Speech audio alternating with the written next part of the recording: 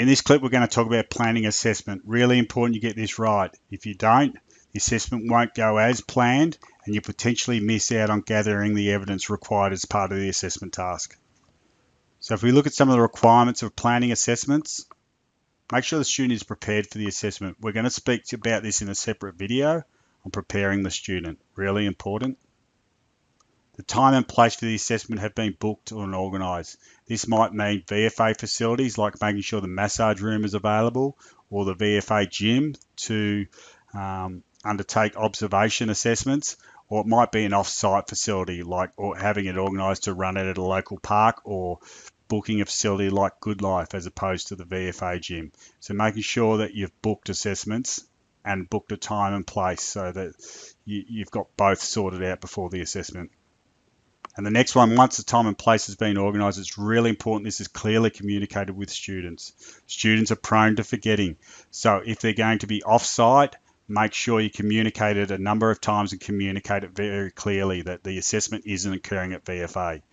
In some situations, you might have an assessment of a weekend where they only have to come in for a certain time. Again, make sure this is really communicated to the students very clearly, that you only have to come in for this hour and this is the hour that you need to come in for. Reasonable adjustments have been discussed in a separate video, but really important you consider this before you undertake the assessments in case there is someone with special needs where you have to bring an adjustment in. One of the most important ones is in organising resources. So for your assessments, you might require blood pressure cuffs or special templates or other equipment. You need to look at the assessment task and make sure that you know what resources are required for it and make sure they're organised for the assessment day.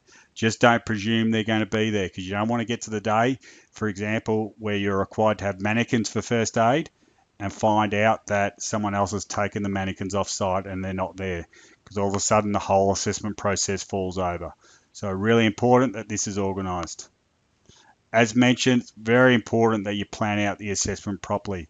If you don't, the assessment won't occur as planned. Students won't know what's going on. Often you might have to postpone an assessment, which creates a bit of a pain for you and for the academy because then you have to chase students up later.